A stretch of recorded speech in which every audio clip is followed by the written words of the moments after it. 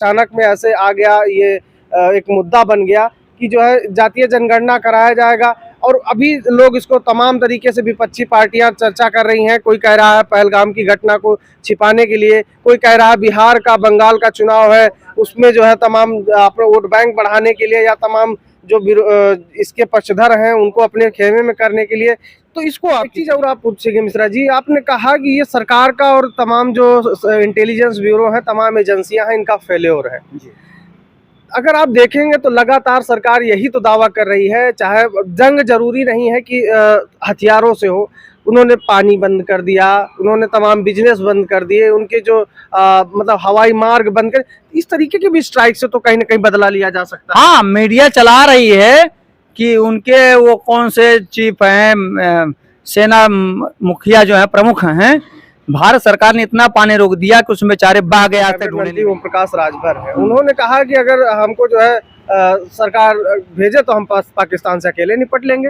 हाँ, कट्टा उट्टा खरीदने की बात करते हैं। हाँ। तो हमारे यहाँ कतरा होता है, कतरा, जेब कतरा। अच्छा अच्छा। 100 रुपए में कट्टा नहीं मिलता, लेकिन जेब काटने के लिए वो मिल जाती है, ब्लेड मिल जाती है आसानी से, सर्जिकल ब्लेड।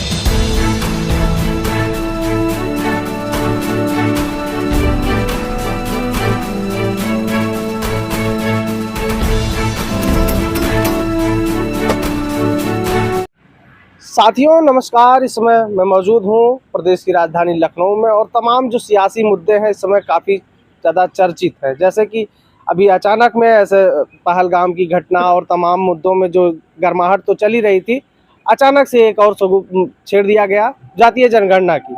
और बहुत महत्वपूर्ण भी है, क्योंकि चाहे विपक्ष रहा हो और विपक्ष के कई बड़े नेता लगातार इस मुद्दे को उठाते रहे हैं, बड़े बड़े मंचों से इसकी बात की जाती रही है।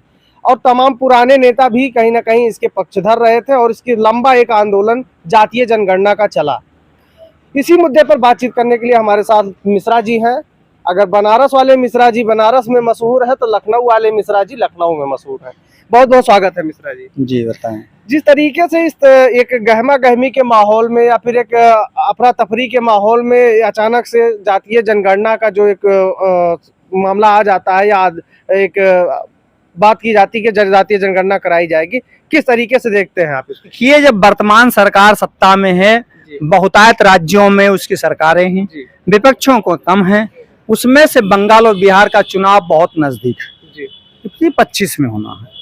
तो ऐसी परिस्थिति में वोट को पोलराइज करने के लिए मुर्शिदाबाद में बवाल कराए गए, वक्फ संपत्ति का बिल लाया गया जिसमें सरकार फेलेवर रही, उसके बाद जो दंगे कराए गए उसमें फेलेवर रही, जो धर्म के नाम पर हिंदू मुसलमान का कराएगा उसमें दिक्कत रही। उससे जब सरकार फेल हो गई तब तक पुलवामा आ गया, पहलगाम आ गया।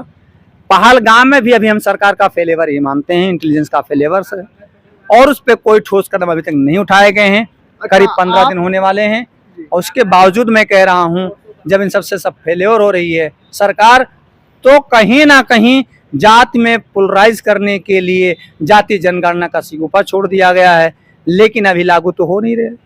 आप देखेंगे इसी भारतीय जनता पार्टी की सरकार ने, कांग्रेस ने जब डिमांड करी थी कि महिलाओं को 30% आरक्षण दिया जाए, उसने अपने वोट में करीब 50% का आरक्षण दिया।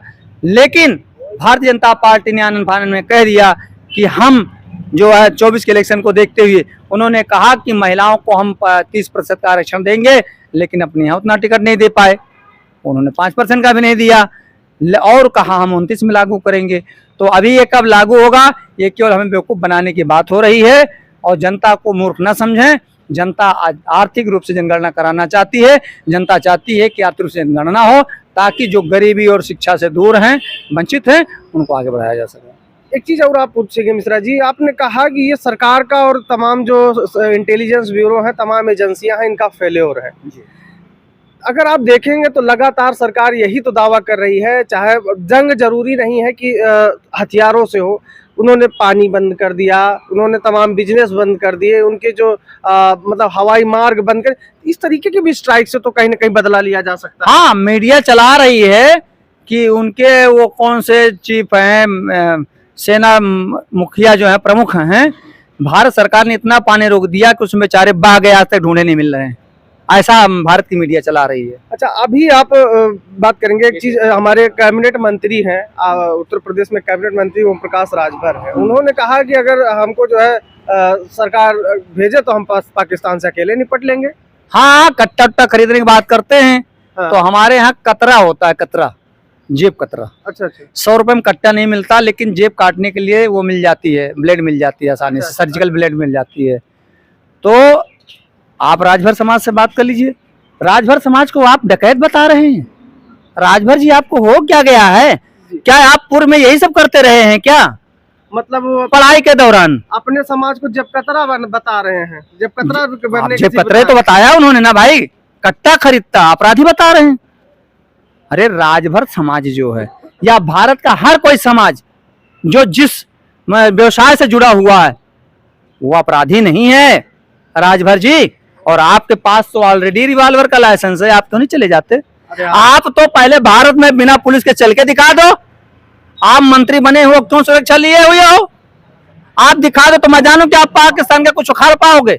आप तो खुद डरपोक हो कि अपनी सुरक्षा के लिए पुलिस मांग रहे हो, अपने घर में रहने के लिए पुलिस मांग रहे हो, चलने के लिए पुलिस मांग रहे हो, और आप कहते हम कट्टा खरीदते हैं। आपके पास रिवॉल्वर, आपके बच्चे के पास रिवॉल्वर है, आप लेकर के निकलिए और आप पाकिस्तान तो दूर चलिए। आपके विभाग में मंत्री जिसके आप हैं, उसमें जितने भ्रष्टाचारी, गोली मार के दिखाइए। देखिए, आप खुल करके कहते हैं। अब उनका अगर गुस्सा है, उनकी भड़ास पाकिस्तान की तरफ, पाकिस्तान के लिए है, तो अपने लोगों को कहे मार देंगे भाई। अगर उनके पास उनकी जो समस्या है, उनको जो अगर उनका जो एक तरीके से क्षोभ है, वो पाकिस्तान की, तो पाकिस्तान चले क्यों नहीं चलते हैं? जो आदमी अपने कहा ना कि जो अपने हमको भेज दीजिए हथियार देके, हम जो है, तो हथियार उनके पास है नहीं क्या? रिवॉल्वर का जो लाइसेंस लिए है नहीं क्या उनके पास? रिवॉल्वर नहीं है क्या? खानदान भर के नाम से रिवॉल्वर का लाइसेंस लिए हैं, वो नहीं है क्या? कौन दे देगा इसके लिए? आप खड़े हो ना, सरकार के साथ आओ और कहो मैं मंत्री हूं, मैं चलता हूं, पहले मैं गोली खाऊंगा, मैं गोली मारूंगा। चलिए, एक बात और पूछ लेते हैं इसी से, जैसे उन्होंने कहा कि जो है ये तो अलग बात हो गई, अब उनके लड़के हैं और उन्होंने ये भी तो कहा कि जिस तरीके से उन्होंने समाज को, अपने समाज को इस तरीके, और पूरा ठेका भी लेते हैं कि हम महाराजा सोहेल देव के बहुत बड़े शुभचिंतक हैं, बहुत बड़े उपासक हैं, या बहुत बड़े मानने वाले हैं, और पूरे समाज का ठेका लेके चलते हैं और बताते हैं कि हमारे यहाँ जो है, और ये भी कहते हैं कि लोग आगे सो रहे हो, पीछे से शेयर मार्केट घुस जाते हैं। शेयर मार्केट मतलब? उन्होंने एक बयान दिया था कि राजभर के समाज के लोग ऐसे हैं कि आगे लोग सोते रहे, पीछे शेयर मार्केट घुस जाएंगे। फिर उन राजभर समाज को बदनाम किया उन्होंने। शेरमारी कौन करता है? चोर। हाँ। राजभर चोर हैं क्या? अब वो तो वही, अब अगर अरे वो खुद को, अपने आप को चोर कहें, अपने बच्चे को कहें, अपने परिवार को कहें, पूरे समाज को कहने वाले कौन होते हैं? पूरे समाज को चोर बना दिया उन्होंने। अरे पूरा समाज उनके साथ खड़ा है, उनको 2-2 बार मंत्री बना दिया, चुनाव जिता दिया, और क्या लेंगे? तभी तो वो समाज के साथ क्यों नहीं खड़े? अपने बेटों के अलावा और किसी को नहीं विधायक और मंत्री बना दिए? उनको तो मंत्री बनना नहीं चाहिए था। उनको तो चाहिए था हमारे तबके का जो गरीब आदमी, हम उसको बनाएंगे, हम आपका नेतृत्व करेंगे, लेकिन आप मंत्री आप बनो, विधायक आप बनो। क्यों नहीं करते राजभर जी? अपने बच्चों को प्राप्त करने के लिए राजभर का वोट चाहिए, राजभर की झूठे वो करते हैं और यहाँ गलत भी कहते हैं, उसके कट्टेबाज भी कहते हैं, उसे जेब कतरा भी कहते हैं, और उसे जो है अब तो वो सेंधमरवा भी कह दिया इन्होंने। मतलब वही जो उन्होंने बयान दिया था वो सही है कि जो है नेता दो मुँहे सांप होते हैं, उसमें मैं भी आता हूँ। अब वो अगर ये कहते हैं दो मुँहे सांप हैं, तो राजभर समाज को चाहिए कि राजभर को लतिया के भगा दें।